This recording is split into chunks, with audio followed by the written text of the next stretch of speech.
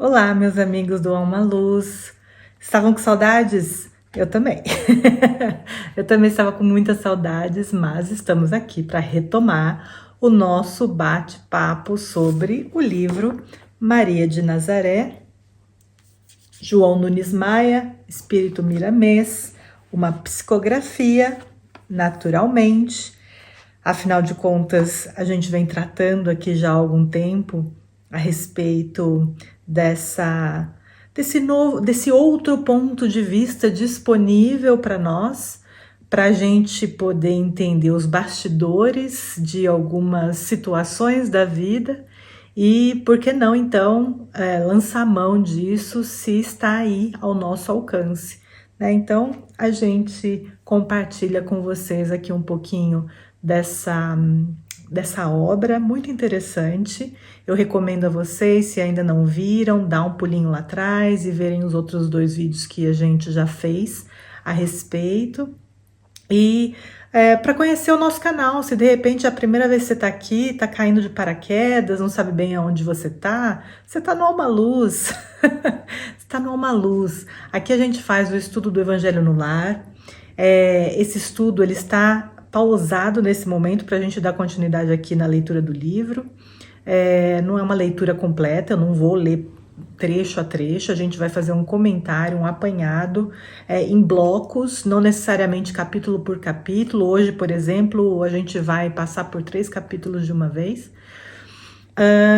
E a gente tem alguns textos de Ubaldi também, que eu convido a todos a assistirem e a verem. O primeiro foi a mensagem de Natal, que a gente postou no Natal. O segundo foi a mensagem da ressurreição, que coincide com a Páscoa, que também está disponível para vocês darem uma olhada.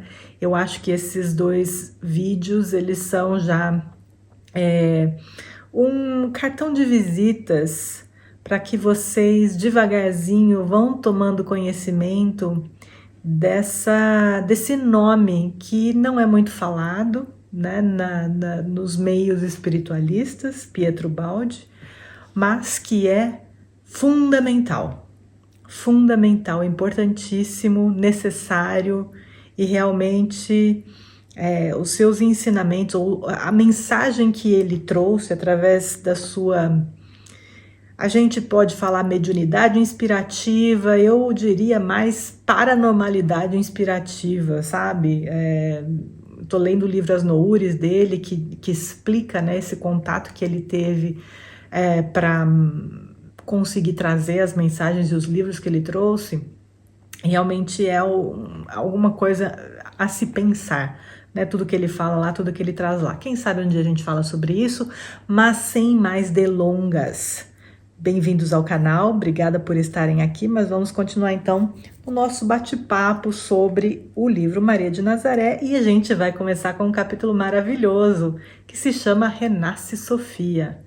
Bom, Sofia vocês já sabem, né? A própria Maria, antes de ela encarnar, ela não se chamava Maria, né? Ela se chamava então para o livro Sofia.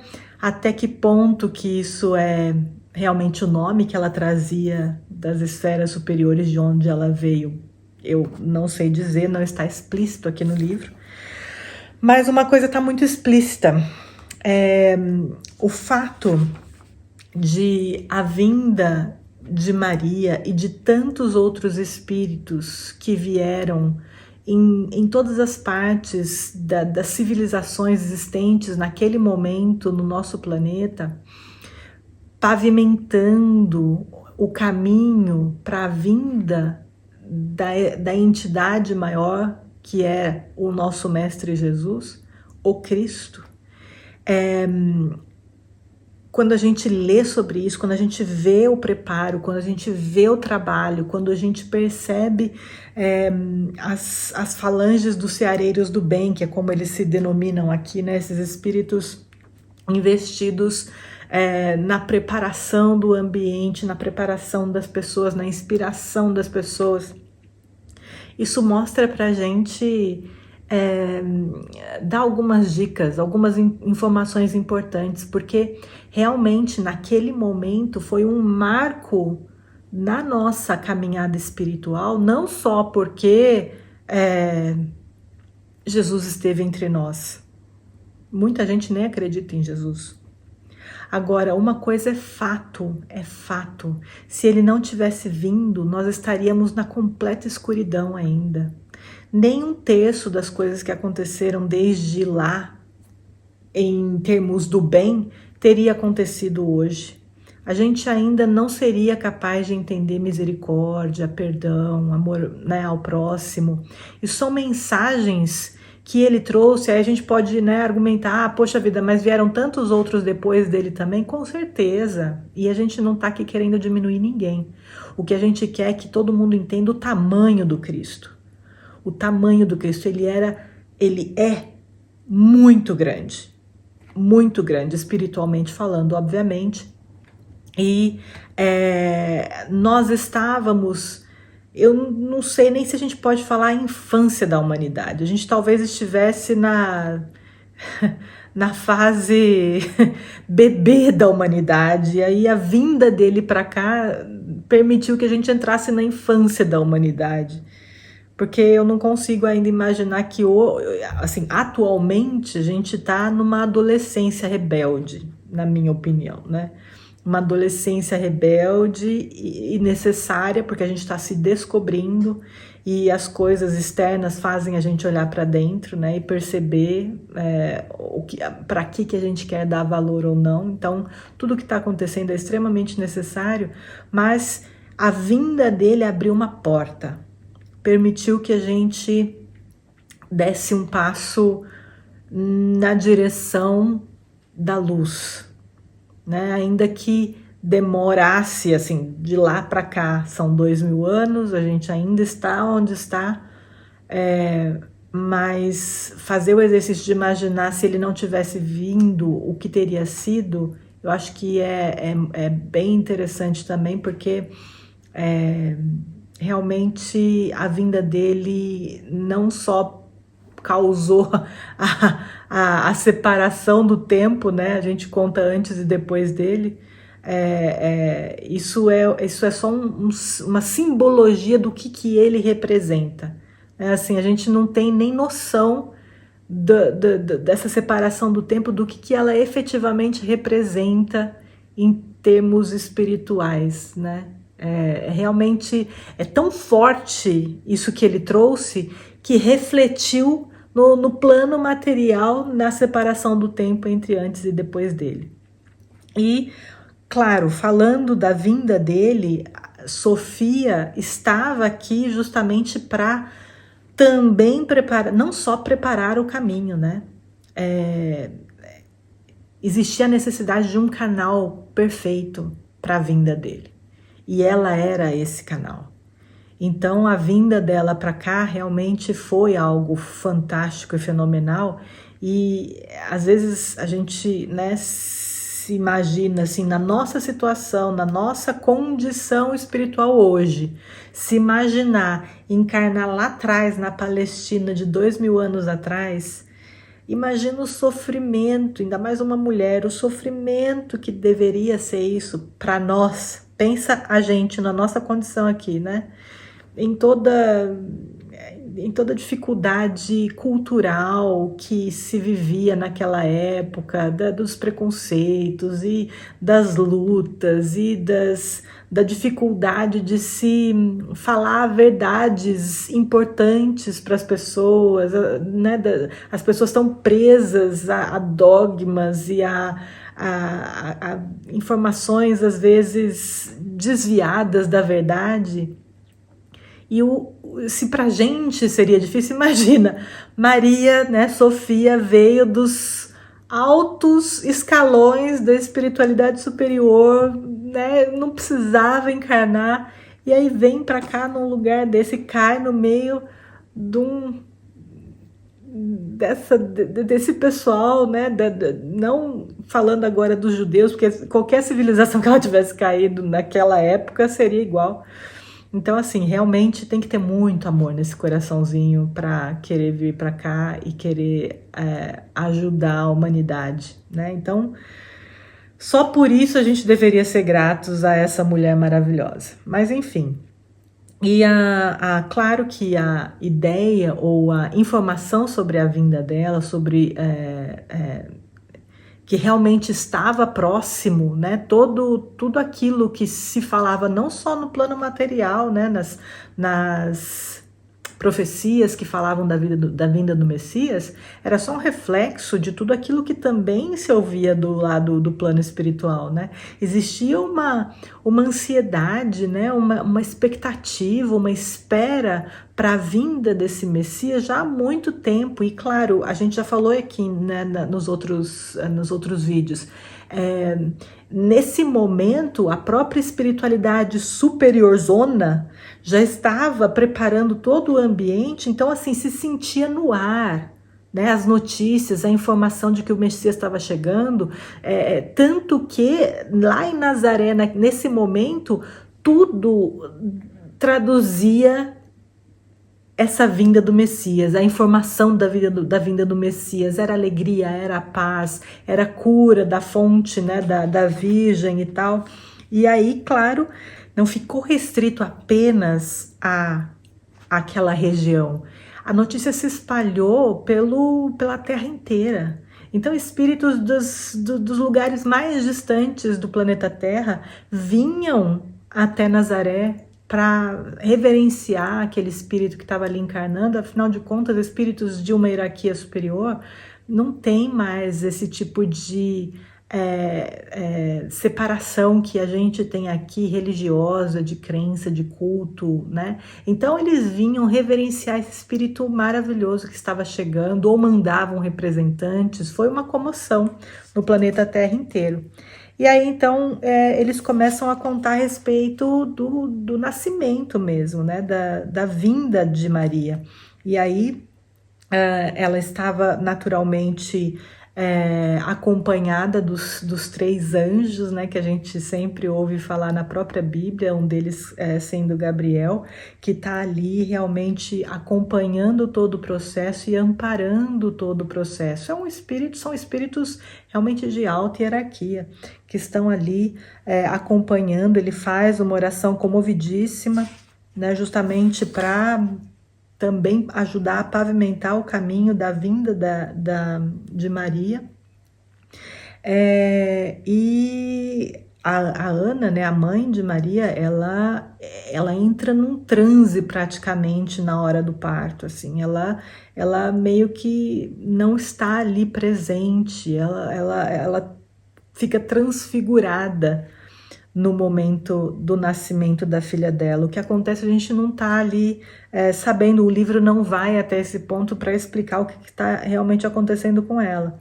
Mas ela dá um suspiro profundo e a criança nasce, chorando como qualquer criança, né? A parteira feliz da vida, porque é a primeira que pega aquela criança.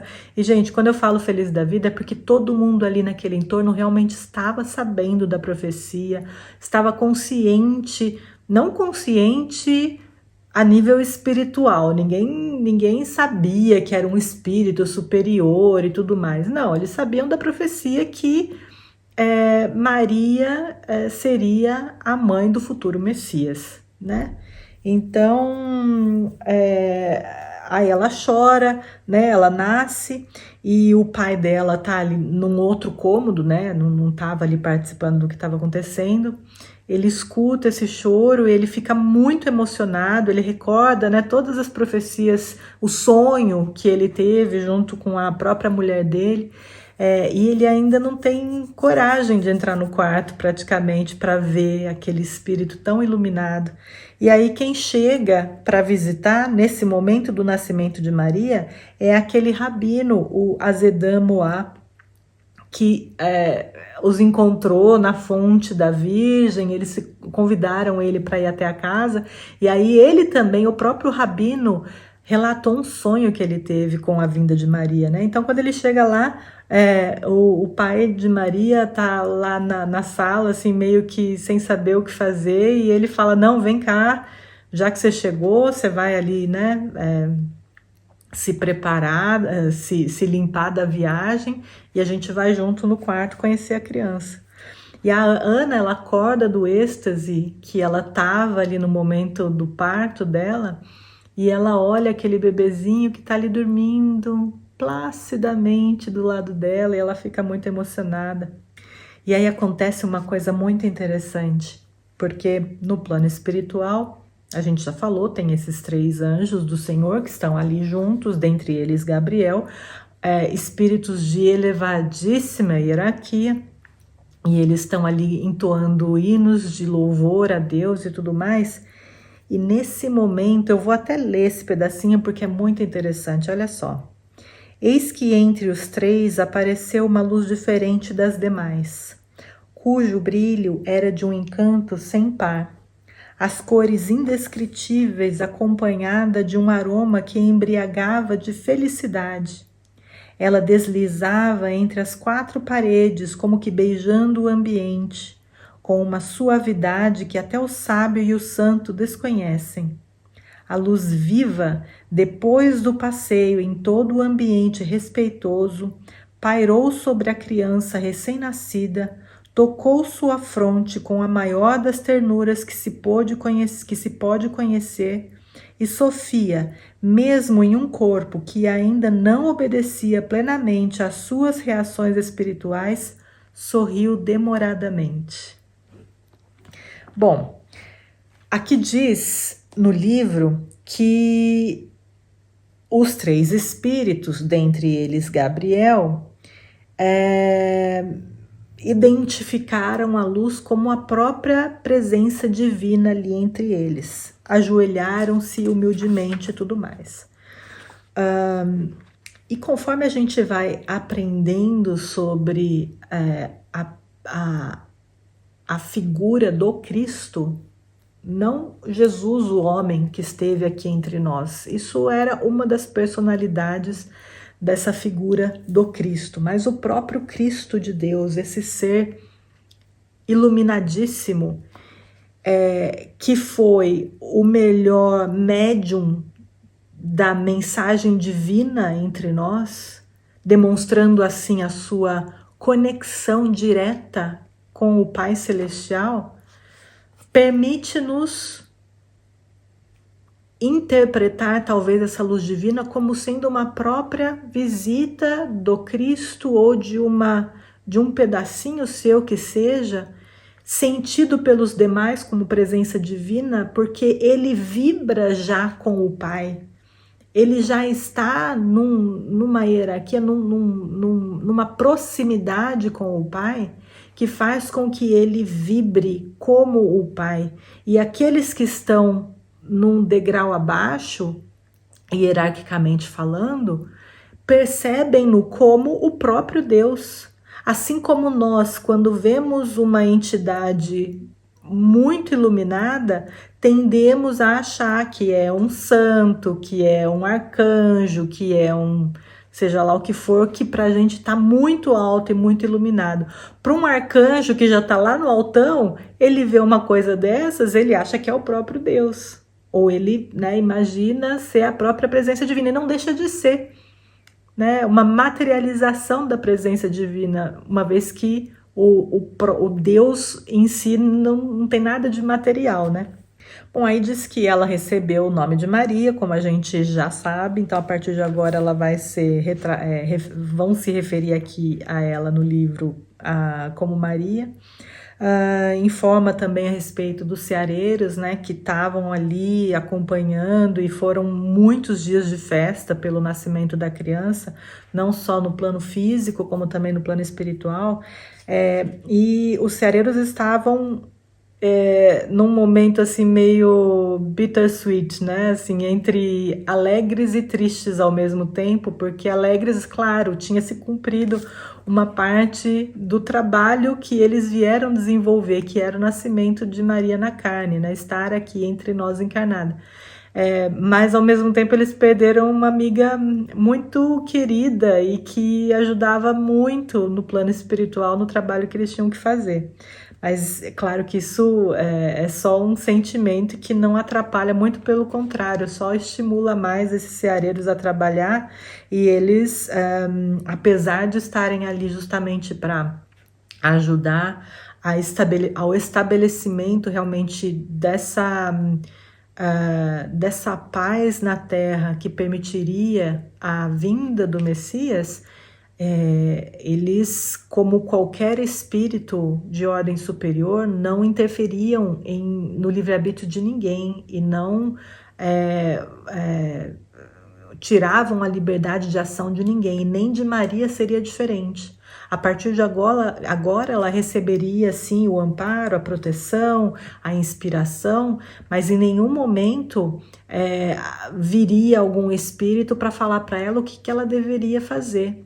Assim como não falam também para nós. Então vocês imaginam, se para ela não falam que era um espírito que tem uma conexão profunda com esses seres, para a gente também não vai falar. A nossa liberdade de ação, ela está em primeiro lugar, é uma das leis mais importantes e necessárias do nosso Pai para conosco, a liberdade. E ela é realmente algo intocável para a espiritualidade superior. Então, tem que deixar para a gente a tomada de decisões, a escolha dos caminhos, justamente para que também os méritos das boas escolhas recaiam sobre nós, não só o demérito pelas escolhas erradas, né? Bom, e como eu disse para vocês, o rabino, né, o Azedan Moá, ele estava ali no nascimento de Maria, ele deu graças, ele realmente ficou muito tocado. E daquele momento em diante, os próprios ceareiros também passaram a acompanhá-lo justamente para tentar inspirá-lo no sentido de que ele, já que ele estava tocado por essa força da vinda do Messias, que ele também fosse um canal para levar aos seus companheiros a informação da chegada próxima do Messias, mais do que isso até, como um testemunho da chegada de Maria. E ele percebe, ele entende, ele é um homem de bem, ele é um homem que trabalha acima de tudo pelo bem maior. E ele, apesar de ser um rabino lá da sinagoga, do templo de Jerusalém,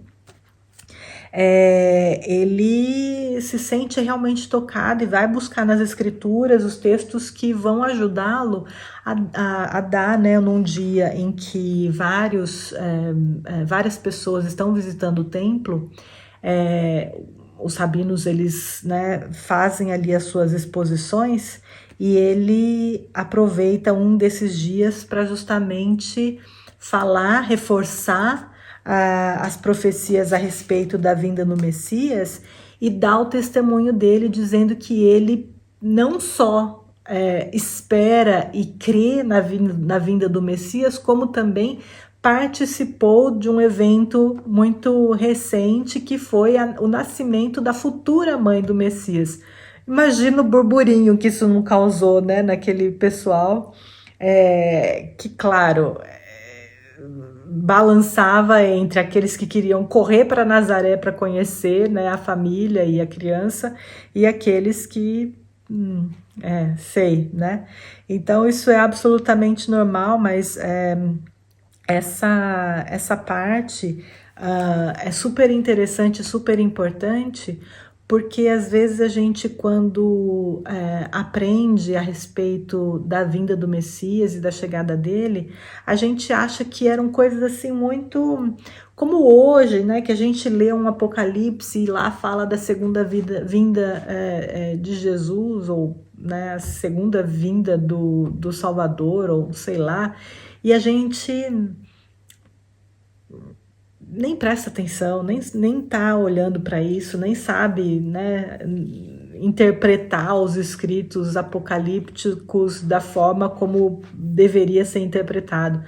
Naquela época, não havia tantas distrações como há hoje, então as pessoas se ligavam muito à religião e respeitavam muito, toda essa tradição da ida não só respeitavam, eram obrigados, de ida ao templo, de ler os pergaminhos, dos profetas e tal. E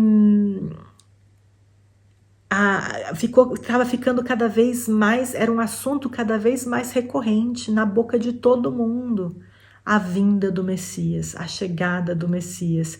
E aí ele não traz só o assunto repetitivo da vinda do Messias, da chegada do Messias. Ele ainda fala, e ó, é o seguinte, eu estive lá no dia do nascimento da mãe dele, da futura mãe dele, né? Então, isso traz pra gente, ao analisar nessa, a vinda do mestre entre nós, uma cor diferente, porque realmente não foi algo que eles não estavam sabendo que estava acontecendo. Realmente, a gente vai ver ao longo do livro que todos, assim, pelo menos os maiorais ali do Templo de Jerusalém sabiam muito bem quem era Maria, sabiam muito bem quem era Jesus, né?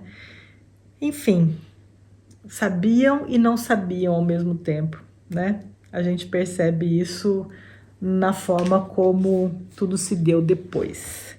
Mas o depois fica para depois. A gente volta numa próxima oportunidade para dar continuidade na leitura, tá bom? Obrigada pela presença de vocês e a gente se vê. Tchau!